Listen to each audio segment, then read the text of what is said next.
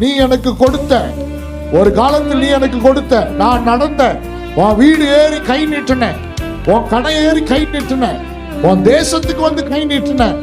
அப்பெல்லாம் எங்களுக்கு நீங்க தந்தீங்க.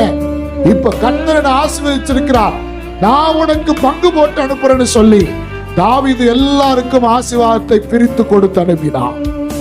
இதுவரைக்கும் நீங்கள் எங்கெல்லாம் ஆசீர்வாதங்களை எதிர்பார்த்தீர்களோ, எங்கெல்லாம் ஆசீர்வாதத்திற்காக கைகளை நீட்டினீர்களோ, அல்லது எங்கெல்லாம் உங்கள் தேவைக்காக நடந்து இங்க கிடைக்குமா, அங்க கிடைக்குமா, இங்க பணம் கிடைக்குமா, அங்க பொருள் கிடைக்குமா, அங்க என் பிள்ளைகளுக்கு ஆசீர்வாதம் கிடைக்குமான்னு சொல்லி எங்கெல்லாம் நீங்கள் நடந்தீர்களோ அங்கெல்லாம் நீங்கள் ஆசீர்வாதத்தை அனுப்ப போகிறீர்கள். அப்படின்னா இதுவரைக்கும் நீங்கள் கை நீட்டினீர்கள் வாங்கும்படியாக, இனிமேல் நீங்கள் கை நீட்டுவீர்கள் கொடுக்கும்படியாக.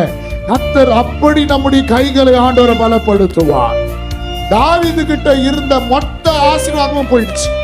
எம்டி, ஜீரோல இருக்கிறார் தாவீது. ஒரு ரூபாய் பணம் கையில இல்லை, எந்த ஆசீர்வாதமும் இல்லை. தான் சொந்த ஊருக்கு வந்து பார்க்கிறாரு தாவீது. அவருடைய சொந்த மனைவிகள், பிள்ளைகள், சொந்த பந்தங்கள், கூட இருக்கிறவங்க யாருமே இல்லை. எல்லாரையுமே சிறைப்பிடித்து கொண்டு போயிட்டாங்க. எல்லாருடைய ஆசீர்வாதங்களையும் கொள்ளையடித்து கொண்டு போயிட்டாங்க. இன்னைக்கு அநேகருடைய வாழ்க்கையில ஆசீர்வாதம் இழந்தது மாத்திரம் இல்ல, நாம் பலன் அல்லாத அளவுக்கு அழுகிற அளவுக்கு பிரச்சனை. அநேகருடைய வாழ்க்கையில கண்ணீர், அநேகருக்கு பலன், இனி அழுது பிரயோஜனம் இல்ல, பலன் இல்ல, இனி கண்ணீர் இல்ல. எவ்வளவுதான் ஒரு காரியத்துக்காக அழுது, எவ்வளவுதான் ஒரு ஆசீர்வாதத்துக்காக அழுது, எவ்வளவுதான் ஒரு தேவைக்காக அழுதுன்னு பலன் இல்லாமல் போகும் மட்டும் அழுதாச்சே. ஆண்டவர் இன்றைக்கு ஆசீர்வாதங்களை தருகிறார். இதுவரைக்கும் நீ இழந்தது, உன்னை கொள்ளையடித்து கொண்டு போனது, நீ விட்ட கண்ணீர், நீ விட்ட அழுக, நீ என்ன முழங்காலில் நின்று எல்லாரும் அவமானப்படுத்தின போது நீ அழுத அழுகை நான் மறக்கல. நீ பலன் இல்லாமல் அழுத அழுகை நான் மறக்கல. உன்னை எவ்வளவு பேர் அவமதித்தாங்க, அவமானப்படுத்தினாங்க, எதிர்த்தாங்க, நீ அவமானப்பட்டதையும் நான் மறக்கல.